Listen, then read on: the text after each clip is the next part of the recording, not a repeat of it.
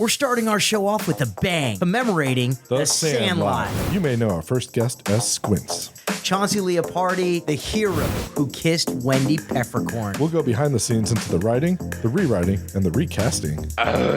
What was it like to work with Darth Vader? What was it like to work with the Beast? And most importantly, we'll break down what this movie means to a generation of kids and athletes. Get your PF flyers laced up. And be sure to subscribe to Established in the 90s.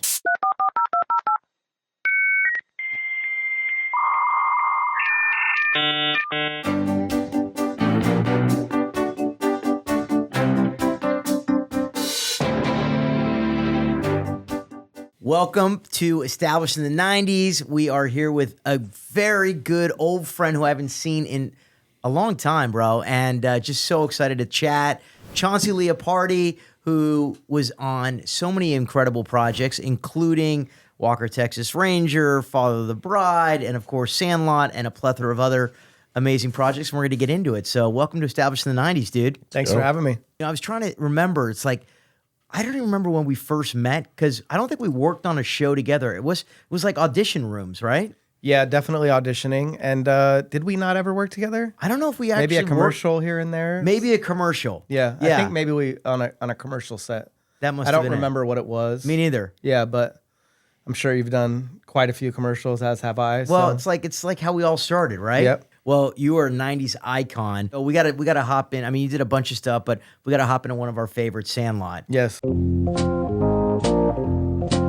So when you go on and you do, you know, a lot of Sandlot stuff and you meet the fans, you go to cons, what's that like connecting with the fans who grew up with you and grew up, you know, or showed it to their kids and just loved your character Squints and loved the film?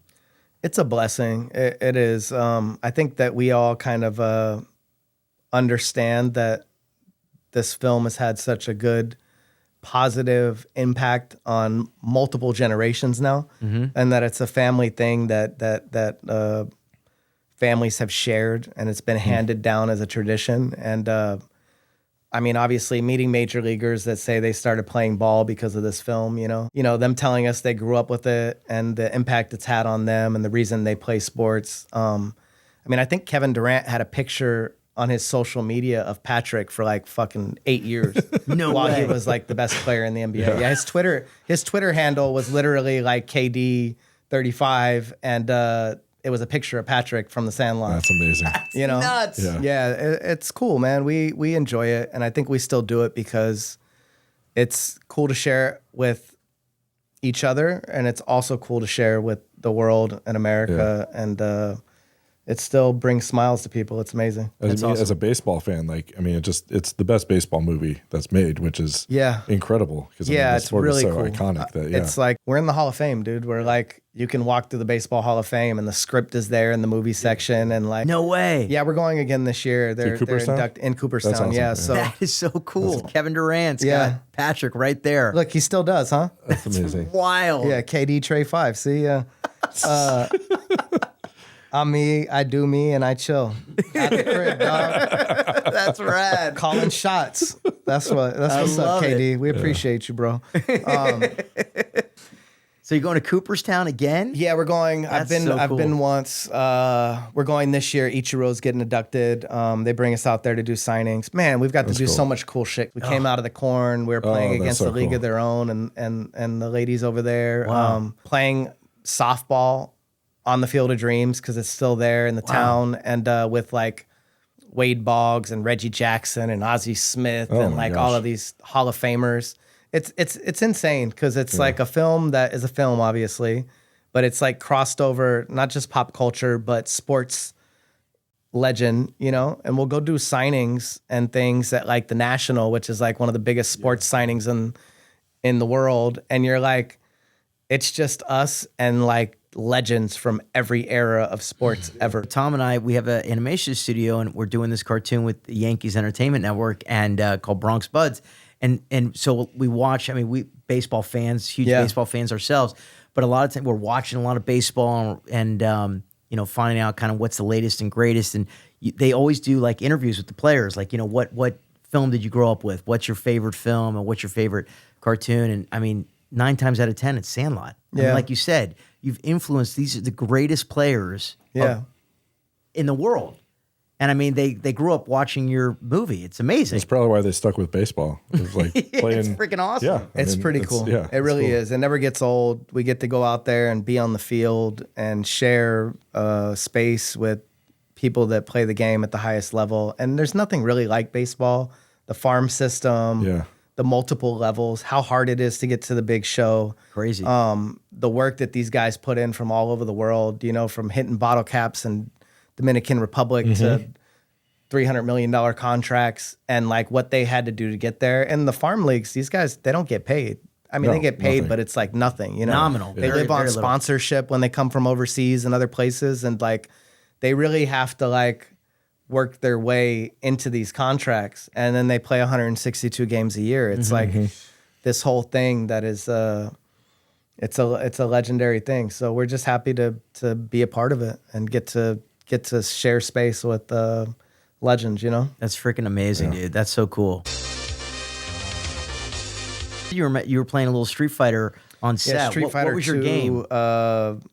Man, we went through all the phases, you know, from Nintendo. I guess we were born at the right era to see the entire arc from like Atari to Sega to Neo Geo to arcade still ruling. Does this do anything for you? Of course. Come on. Yeah. GoldenEye? Oh, yeah. Yep. Yeah, I think GoldenEye, like, obviously, first, like, multiplayer Just first-person shooter. Hours and hours of GoldenEye with just lots of Mountain Dew. Exactly. Mountain Dew. Pizza puffs. Pizza pockets. Yeah. You're Hot ready Pockets, to go, you know? And then there was, like, a Malibu Grand Prix that had a bunch of arcade games as well. They had, like, a Saturday morning special where you could go pay, like, a flat fee and all the games were unlocked. That's amazing. And that was cool. Yeah. I took my kids to an arcade, and it was like, by the time I got out there, it was like $50 or $60. I was like, this is insane. I could just bought the game. Like, no, totally. Literally, we used to go at and your put house. like a code in, like the video store for Mortal Kombat, and just play like a cheat code. So play all day for free until they found out that we weren't paying for that machine. They noticed that there was always kids standing there. The till was They're light. not making any money. Just have like tournaments with friends. Yeah, that was a blast. Yeah, we really got to live as kids. It was a different time. I mean, I would be kind of loose from the age of 12 years old, out running around, and it's a shame that the kids aren't able to have that freedom anymore. No, totally. Riding bikes, doing whatever ride they your want. bike and disappear. If we had a couple dollars in our pocket and a skateboard or a bike, drinking water out of a hose, we'd just be out and gone and come back at night. You know, that's right. Yeah. I know, it's totally different. You're killing me, Smalls. I heard that was a crazy audition process. What was it like? I was originally reading for Not Even Squints. We ended up at Sportsman's Lodge. Do you remember Sportsman's Lodge one on in Ventura? Studio City? Yeah, by Jerry's Famous Deli. Which is now, they've got that. And there's Air One Air One next to it. Is that crazy? Yeah, it's cool. Yeah, nuts. I'm glad I'm glad it's still somewhat there, you know? For sure. But yeah, so Sportsman's Lodge was a hotel and pool area. And I guess we were in the banquet rooms there. And so it was a huge casting process. It's kind of crazy to think about it, but they had kids from all over the country and they were mixing and matching. And we were there doing screen testing basically all day long. And then from morning till like after lunch. And then after lunch, we were going to Encino to a baseball field and playing baseball. Before you got hired? Before we even got hired, before everybody was even set in stone. So like multiple kids got cast and replaced during that period. How much was like baseball a part of it? A lot. A lot? Yeah, they wanted it to look like we knew what we were doing or that we at least kind of blended together. It wasn't like I didn't play competitively then. I was an actor, you know. Yeah. Remember when they used to have the checklist? Of course. You'd be like, your mom Yes would to just everything. be like, yes to everything. Deal with swords, karate, we got it all. We Don't do trip. it all. Yes. Show up on set. You'll show me how to do it, right? Yeah. There's a thing on TikTok where it's like some of like the actors throwing, where it's like it looks like they've never thrown a football before. So it's like they made sure that you guys knew how to throw a baseball properly. Actually, the guy that was our coach is Daniel Zacapa. He was in the film. He played Squigman Palidorus, my grandfather in the film. Yeah. So he was actually our baseball coach, and he's a Giants fan, unfortunately. But Can't win them all. he taught me the Willie Mays basket catch that I do in the movie. That's great. So he's a really cool cat, and He was our baseball coach. He was the guy out there making sure we looked like we knew what we were doing. Wow. So I mean, I've never been through a process where you're looking at your competitors in terms of like a mix and match screen test, and then you're going to play baseball with these kids. You don't know if you're going to get hired, who you're going to be working with. Was that nerve-wracking? What was the vibe like? I don't remember being like nervous. Obviously, there was some pressure. I've never been through that process either. I mean, I've had calls where like, you know, you go in, I didn't even hear back from them after a producer meeting, and then they called and made an offer. Then I've had things that were offered immediately, and you just show up on set, you know? Maybe not even a table read. They just, you know, if you're doing a film, you're just there, you know, acting. But with Sandlot, it was like a 2-3 week process before we even left to Utah to film the film. Huh. Wow. Which I think in turn, obviously this film is still standing 30-something years later, and I think it had made some magic. Totally. We were just, I mean, we were just watching it just recently just to, you know, prep for you coming in. And I mean, it holds up. It's an incredible film. Yeah. So well done. I mean, you guys are terrific. The friendship, the bonds, the My stories. kids still love it. Yeah. We watch it. It's on one time a month at least. Minimum. Yeah. It's just great. Yeah. It's amazing. Shows about the 90s. Yeah. Not many of these things still look relevant in this day and age. And there's a few reasons why I think that happened. But one is David Mickey Evans, who wrote and directed it, is a genius.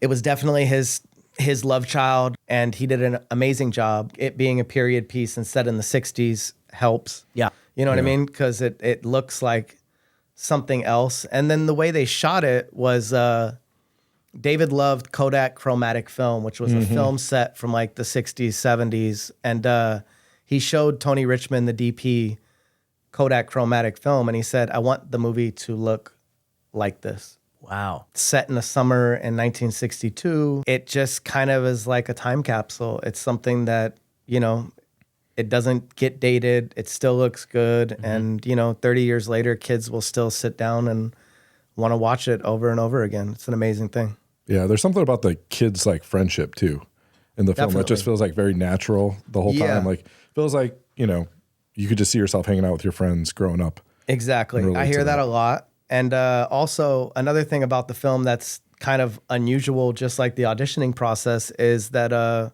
we shot it in order, which is really rare. We shot it chronologically. Like we started with the first scene, and I'm sure there was a little bit of variation, but we ended with the end with the Dodger Stadium stuff. And I think that in itself kind of helped us on set. Like, one, I think roles developed that maybe wouldn't have been. So a lot of stuff was not scripted, and David was just yelling with a bullhorn. And obviously my part and Patrick's, who played Ham, kind of developed as we were on set. And I think because they shot in order and didn't jump around, he was able to see, maybe that's why they did it. Maybe they wanted to see what was what and kind of where they were going to go and let the story develop. But yeah, the cut that they ended up with, there was a lot of stuff that was cut out of it. The film, the original film, I think the working title was Boys of Summer. It was a lot of stuff about Maury Wills breaking the stolen bass record in 1962. So the whole time I had like a transistor radio, and we were like, it kind of tied into like Benny Has the Rubber Legs, and it was Maury Wills was his favorite player. That's the jersey he wears. And at the end, he's on the third base line with him. And the end of the thing, he was the third base coach for the Dodgers. So a lot of it was based around that. And then the story, I think Fox kind of cut it in a different way, and we ended up with this friendship summertime tale type of deal. But yeah, I think that they either got lucky or had a plan to let this develop, and it ended up working out for them. And it's been whoever edited that then did an amazing job. Because yeah. I can't no, imagine definitely. It's a masterpiece. It's a child's film masterpiece. You know, sure. One summer, and they fucking nailed it. Yeah. And It's you amazing. know, David, we didn't know this as kids, but talking to Kathleen Summers, one of the producers, Fox actually brought her in to kind of help David, because his first film was Radio Flyer. He wrote that. Great movie. And Elijah then, Wood. Yeah. So he had cast that, started to direct it, and the studio pulled him off and recast it and let somebody else direct it. Yeah, I want to, who directed Radio Flyer? Oh, Richard Donner. Oh, Richard Donner. That's That's right. massive, yeah. Yeah. So Richard Donner, who's an amazing director. So Dave said the best thing that ever happened to him was getting pulled off that film, because he got to sit behind Richard Donner and watch him direct this movie that he had written and gotten pulled off of, which was obviously probably super depressing for him at the time. Sure. But it enabled him to be a good enough director during the Sandlot process. And, it really built his career. And then I guess Kathleen Summers told us that even once they cast Sandlot, they gave him like 2 weeks and they were going to pull the plug on it. The studio was still like, if we don't like what we're seeing 2 weeks in, we're just going to can the whole film. Like this was in the days where they actually did stuff like that, where they would cast something, spend a bunch of money on it, and if they didn't like what they seen, they would just throw it away and call it a day, That's insane. And then, wasn't, for your film, didn't they cast like younger kids initially and then recast it? They did. So they did, I think they cast the whole film and then thought this isn't going to work and then recast again. And we ended up with what we ended up with. Did they shoot with little kids as well? I think they might have like went into production, yeah.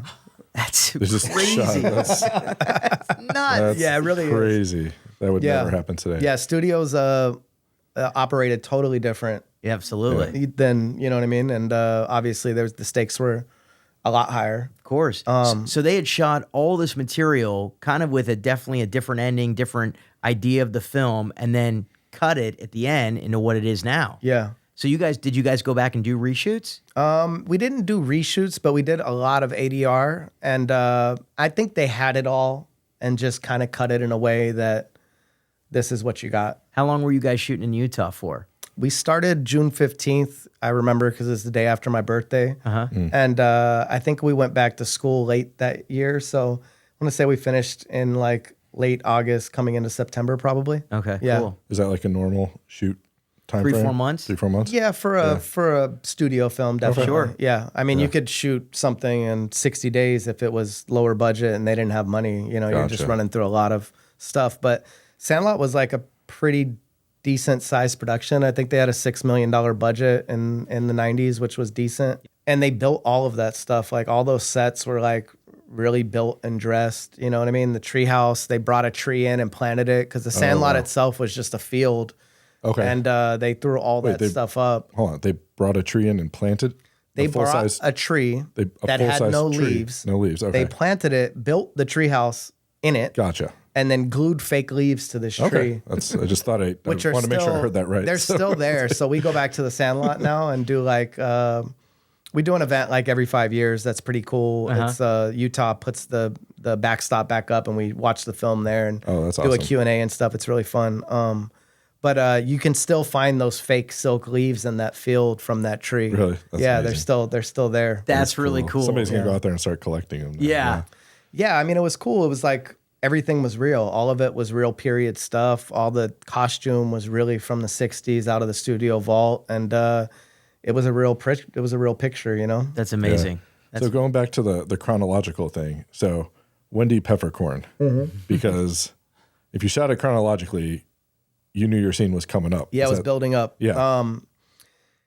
So the legend goes that David came to me in the makeup room one day and he was like, today's the day. I'm sure I knew already because I probably had a call sheet. But or maybe it was a couple days before or something. And apparently he came to me and told me, if you slip her the tongue, you're fired. Yeah. So As a joke or serious? I don't know. He's a pretty serious guy, so I think he meant it. But that's hilarious. I knew that was impossible because we had shot so much stuff already, so that wasn't going to happen. But it was I don't remember if I was nervous, maybe more excited, but I know that they kept Marley away from us quite a bit because we were loud, rambunctious kids. So I didn't have a lot of like outside of meeting her a couple of times. We didn't really spend too much time around each other, so they definitely kept the kids separated from everybody else kind of in the film. What was that? What was it like, that scene in that moment when you were shooting it? How many takes did it take? Or Man, I like to say as many as I could mess up, but it was cold. Really? Yeah. So was the pool cold? The too? pool was freezing cold. So if you see us shivering and stuff, it's because you were shivering in that. Yeah. We just watched it. Yeah. So it looks like I'm nervous or something, but what it was is that it had been hot as hell in Utah. It was like one of the hottest summers ever. And the day we go to shoot the pool scene, it was overcast and it was like 65. So we start in the morning and they had just filled that pool the day before with water. So it was freezing cold water that hadn't got a chance to warm up over the summer. So yeah, they were like, worried about it because they had all the kids in the pool all day, and they're like, "Fuck, man, are we going to be able to get through this?" Because they're all chattering teeth and look freezing cold. Yeah. But, Right. yeah. So Was I remember that it you? being cold. Yeah. Was that you in the bottom of the pool? Yeah, that was really me. I was you? down there holding my breath, floating with the Wow. glasses in the hand. Yeah, there was no. They had scuba divers with the cameraman and all types of stuff. So, like, there was no movie magic in that. It was really like we shot everything. Incredible. And what about the kiss moment with her? How was that? My first kiss. I didn't really have much experience to go off of, but it was a little creepy, but it worked out. My first kiss was on set too. Yeah. So that was Yes, wild. we had Although, totally different childhoods. yeah, mine was a sloppy tongue kiss with like a much older girl. I was 15, she was 22, obviously like playing 15. Yeah. And it was shocking. Yeah. I still remember it. I mean, it was Was it Uncomfortable? not good? highly uncomfortable and Yeah. awkward. Yeah. I mean, I sprayed tons of Banaka in my Banaka, mouth. yeah, I remember Banaka. Yeah. But yeah, I have, I guess, memories of it. Roll Yeah. the tape, Dylan. Roll the tape. That's funny. When I was rewatching it, I remembered that Grant was in the film. Yeah. And I had done a show in '91 called Erie, Indiana. Uh-huh. And Grant had a big guest star on the show. Yeah. So he was a great guy, great actor. What was Erie, Indiana about? It was on. We did one season on NBC. It was kind of like a like a kids version of X-Files. Okay. Or like Yeah, a I think kids I remember. Twin Peaks. I probably read for it. The name's familiar. Yeah. I think I remember that you were on it. Yeah. But yeah, I remember it being a cool production. It was a great show, and Grant had a great episode in it. I actually was telling Tom, I don't think they aired the episode because in it his dad was like abusive in the character, and I think NBC was a little Thought it was a skittish little too about much, it, a little too much. But no, he was great. Are you still buds now? Yeah, Grant's in Nashville. I see him frequently when we do signings or events and stuff. But he's killing it down there. He has a screen printing business. He traveled the world with a couple of big bands. Nice. Oh, that's cool. And he was like their road manager for a while for Black Rebel Motorcycle Club and a few other bands. And I think he got into the merch game from there and started doing branding and different things. So yeah, he's married, doing well. Good. Living in Nashville. He got out of LA years ago. move. Yeah, And he moved to Nashville was the Nashville place. before everybody everyone, ran. Before the hype, before Yeah, it's now exactly. $2.5 million for a house in Nashville. Exactly. It's So, crazy. yeah. Yeah. Good. I'm glad to hear it. We got to talk also about James Earl Jones. Yeah. I mean, absolute legend. Did you know that he was, Darth Vader when Of you course. guys met him? Yeah, Marty has a story about that, about his mom telling him she's going to take him to meet Darth Vader. Uh-huh. And he's like, "No way, Mom." And she's like, "Yeah, come on." And he goes and he says, "Hey, are you Darth Vader?" And he says, "I am your father." Yeah, so James was incredible.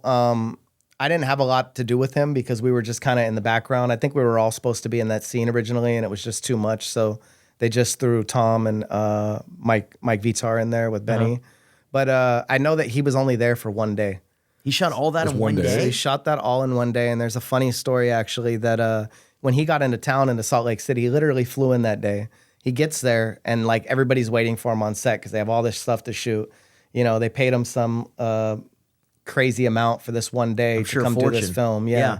And the first thing he says is, "I need to stop by the mall to get a few things." So everybody on set's like freaking out because the driver said James Earl Jones wants to go to the mall. So he's at the mall shopping, picking up stuff that he needs. And they're like, "We only have one guy with this guy. And we got to get all this stuff." Yeah, he has So, toothbrush, deodorant. yeah. So I remember him getting there, but he's a legend. He knocked it out. And Consummate pro. the rest is history. Brilliant. Yeah. So good, too. I mean, just genius. Yeah, he definitely made the film. Oh, he's sensational. Now, what about the Beast? How was it to work with that? Was he a scary dog or was he a good dog? They were good dogs. What was it like? Numerous dogs. There was three. Yeah, there was three dogs, and then the big animatronic head from like all the dream sequence stuff, which was that's right. Okay. basically like a big electronic puppet that was had guys in it controlling the mouth and making it drool and do all this stuff. So that was cool. But yeah, the Old English Mastiffs that played Hercules, there was three. One was like gigantic and just kind of stood there and drooled. And then one was kind of medium sized to like kind of do the walking stuff. And then they had a smaller version of Hercules that did a lot of the running during the chase and that type of stuff. Now, when you were on set, did you hang out with the dog at all, or they keep the dog separate? We had a little interaction with him. Obviously, he's a working man, so they try to keep you like, he's with the handler, and for sure, and they try to keep him away. But they were nice dogs. That's cool. Nothing weird. Wasn't like, they didn't bring in an actual beast with the kids. Yeah, yeah. It's a wild dog. We just let that it in breed isn't like overly. I think that's the whole like fairy tale of the thing, is that we thought that this was. They're not like, they don't have like a pit bull demeanor to them, Old English Mastiff. It's a very protective old breed. So they're pretty well tempered, Yeah. So I would hope a studio dog would be well behaved with the children. Yeah. I mean, they're usually like, you hear horror stories, but what do they say? They say never work with kids or animals in Hollywood. Never. And they did both on the same deal. That's right. Why? Because they'll steal everything, So you said that, they kept you guys separate, like you, Patrick, and Grant and the whole gang. What were you guys, because, you're building your friendship. What were you guys, it was summer, so you didn't have school. No, we didn't have school. So what were you guys doing in between takes? Were you just hanging out playing baseball? Yeah, we were, just Goofing telling around? your mama jokes and playing Street Fighter 2 in our trailers. We actually stayed in this little condominium complex, all of us together. So it was kind of cool because we all had brothers and sisters and family members and different people coming to set. And it was really like a summer camp that was just amazing. We had a blast. We'd be in the pool at the complex quite a bit and just being kids, man. That's awesome. Yeah. That's so fun. And shooting film, Shooting film. It was cool. Everyday kid stuff. Yeah. Shooting a movie. It's when you were shooting it or when it came out, did you have any concept that it would turn into what it is now? No, we had no idea. It was a pretty big film, a studio film, and they did a lot of production. And then we all went on a press tour. They split us up into twos. Me and Patrick went together and we did the West Coast. So there was some like prep for it. And then they premiered it in Westwood at the theater, and they had boxes, and we did signings beforehand and all types of stuff. So it was a pretty cool experience in production, but you never know. And honestly, at the box office, the film didn't do great. It did okay. Mm-hmm. It did like 35 million, which for, sounds like it's amazing, but the studio wasn't like super happy with it. It really picked up steam on VHS and DVD and just continued to earn, and I think it's over $1 billion now, which is kind of crazy. That's insane. Yeah, to see that this film is still, Fox is still putting on anniversary tours. I guess Disney owns the film now, so right. That's a whole nother thing. Yeah.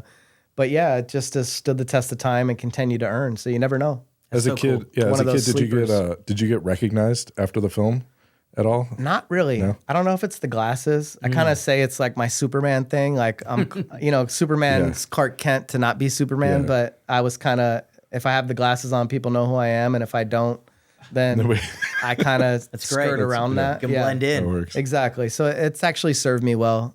Patrick, on the other hand, is the complete opposite. Like, this dude can't go anywhere. Yeah. He's one of the most recognizable people on earth, probably, I feel like. Unreal. Especially in America. Wow. And it's probably not bad here in LA, but like, I've been with him with people stopping cars screaming, "Yeah, you're killing me, Smalls," and this and that, or like cornering them in bars. And you're like, he is... It's tough. It can be, fame without the money sometimes can be very tricky type of ordeal, Absolutely. Especially at a young age. And a little overwhelming, Yeah. So I was in acting class with Patrick for years. We stayed at the Beverly Playhouse? Hills. Yeah, the Beverly Hills Playhouse. Yeah. But I haven't spoken to him in a long time. But I've just seen him blow up on social. And it's been great. Yeah, he's doing amazing.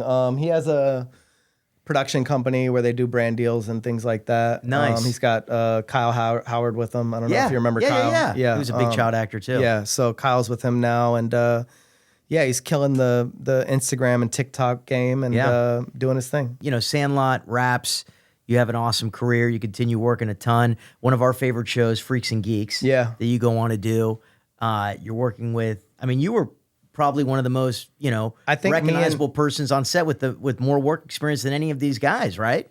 Yeah, so that was Jason Segel, James Franco, Seth Rogen, maybe even Linda Cardellini hadn't worked very much before then. It was Judd's first show. He had done Anchorman, but he hadn't done, he wasn't the Judd Apatow yet, you know what I mean? So you could tell that it was like, you got Paul Feig and Lawrence Kasdan's directing, and just like comedy greats, you know, all these people that come off of Saturday Night Live and geniuses. Yeah, exactly. Yeah. And but yeah, a lot of the cast was unknown. I mean, they found Jason Segel at a school play, Seth Rogen from Canada, just off of a whim as well. James Franco was unknown and not acting. Incredible. There's so many people other than that are in the show as well, like you know, John Francis Daley and Martin Starr and you Amazing. know, all these guys that I was the bully, obviously. Totally, you were beating great. up on these kids. That's hilarious. What was auditioning like for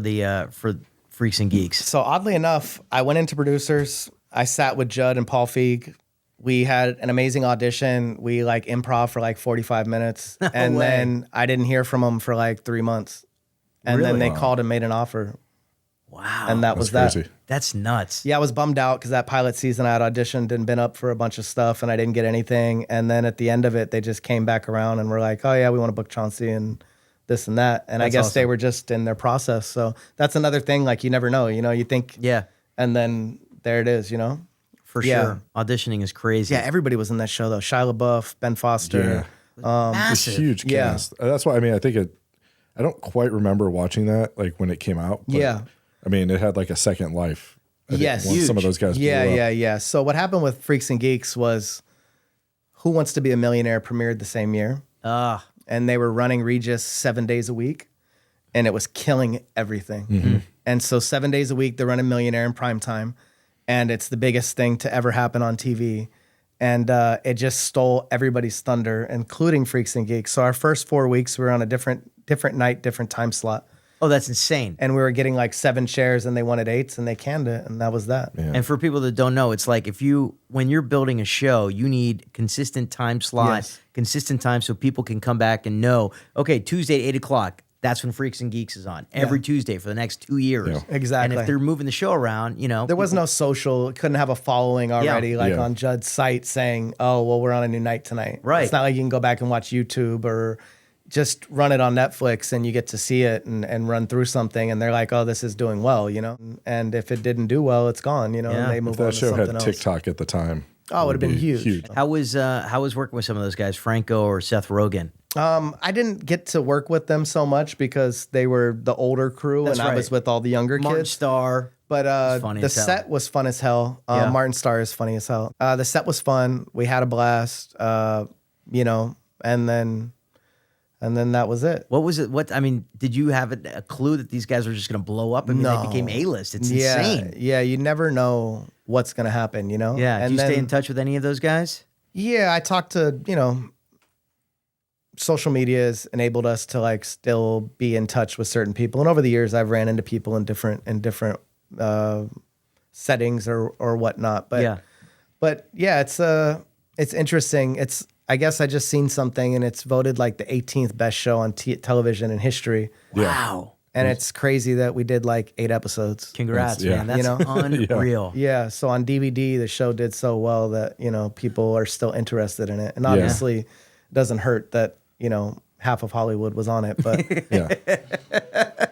but yeah. I remember watching it like in my dorm. It's like we had like the DVDs, and it's like, oh, that was the show that you just put on when you're, Yeah, it was really well drinking or done. doing something else. And a lot of fun to shoot. Yeah, I've been fortunate. I haven't done like a crazy body of work amount-wise, but there's been a lot of like really quality, like I did a guest star on the Larry Sanders Show. I've got to be on Walker, Texas Ranger in a cool ass episode with Chuck. You were from Dallas originally? Dallas originally, yeah. And then did you come over and like do the pilot season and stay at Oakwoods? Exactly. Yeah. No, I didn't stay at Oakwoods, but we met an agent, Mary Grady.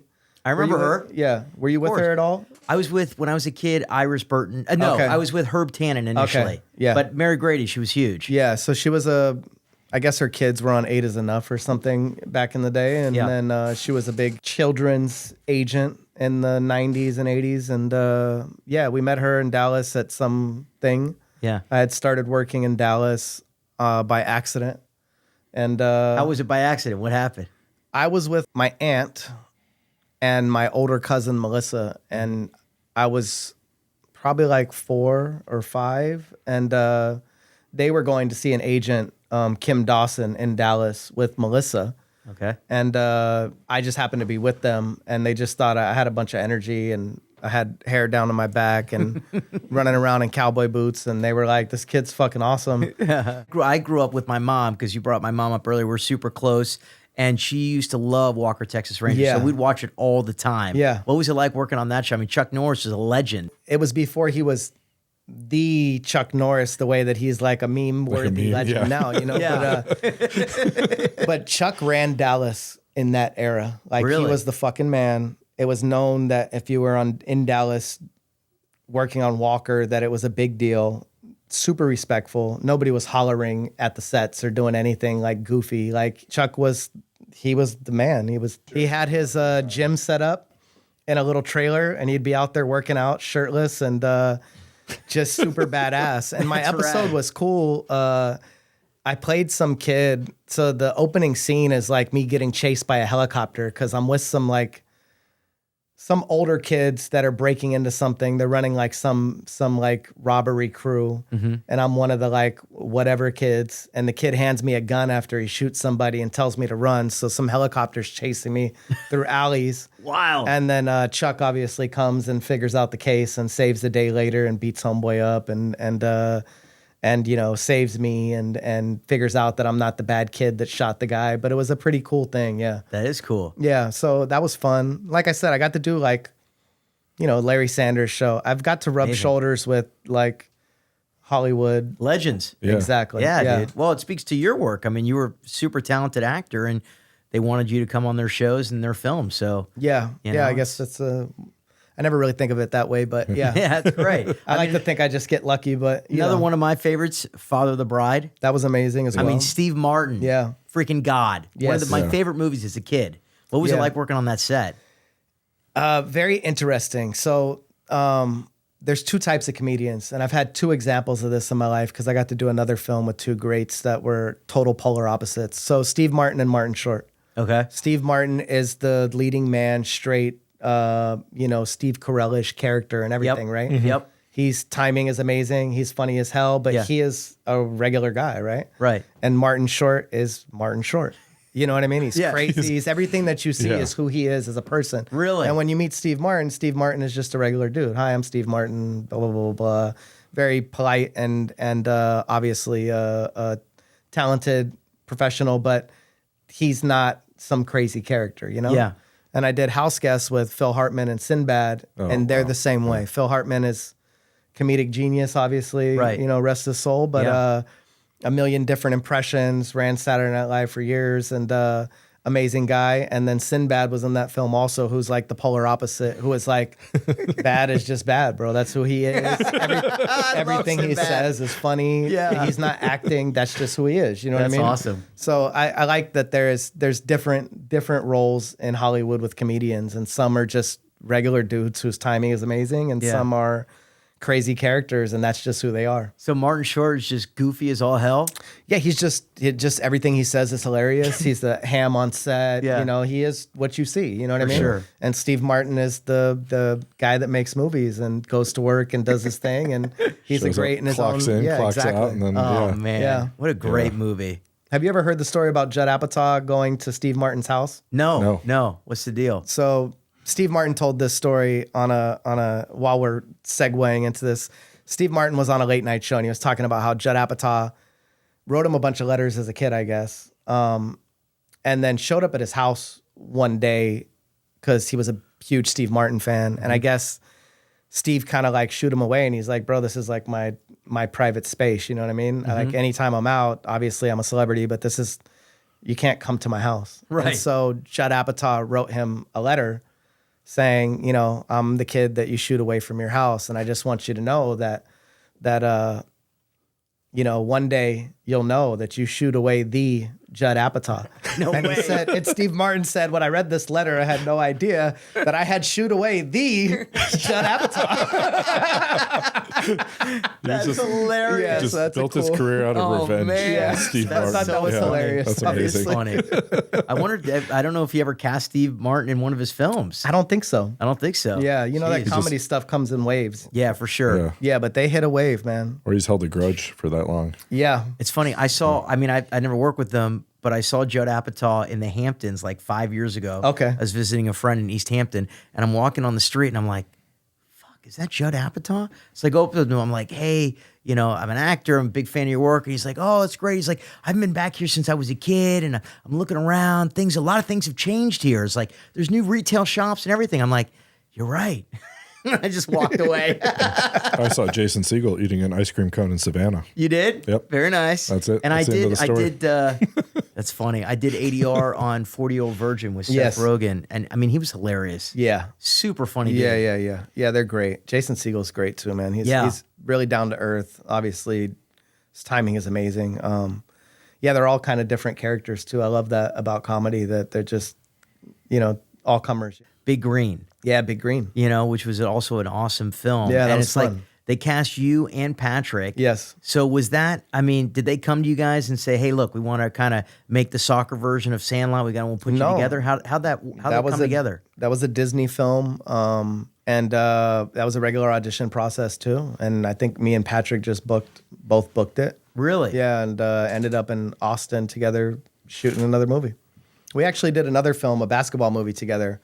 That covered never all released. sports. Yeah, we did pretty much all sports. Yeah. So What was the basketball movie? It was called Boys Club. I think they finally released it, but we shot it super low budget, but we shot it up in NorCal, and in like 3 weeks, I think we shot the whole film, which was pretty crazy. But it was a low budget film with a lot of like really prominent behind the scenes people trying to put it together for somebody, a friend of theirs. And it was fun. So we got to do a basketball movie as well. That's I feel cool. like they need to bring that genre back to TV again, or movies, like the kids, the buddy Sports films. I mean, they do well. Just wacky and like over the top. Yeah. So fun. Comedic. I think they've gotten so far down the sci-fi rabbit hole that we're not telling the same stories anymore, you know? No. For sure. No. And it's a shame because so much is falling between.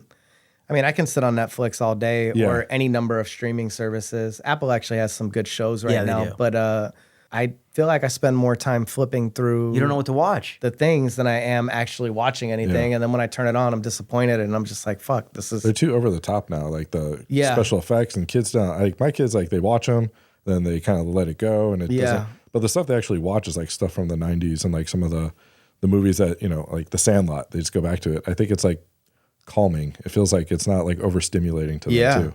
But thanks for coming on the show. This was so fun to talk about. Thanks for having me. You know, 90s, nostalgia, Sandlot, everything you've been up to and working on. And by the way, what do you got going on now? We want to make sure people can find you, hire you, support you. So my Instagram is @Squints, just SQUINTS. Oh, sweet. I have a new retail cannabis store in the San Fernando Valley. It's on Mason and Roscoe. The Instagram for that is @SquintsForeign. Nice. @SquintsForeign.com is our website. And I'm in the cannabis space. I'm raising kids. I'm still doing cool stuff here and there, you know, and living life. It's rad, man. It's awesome. Thanks for coming on. Established in the 90s. Yes. Thank you. That's a wrap. Thanks, guys.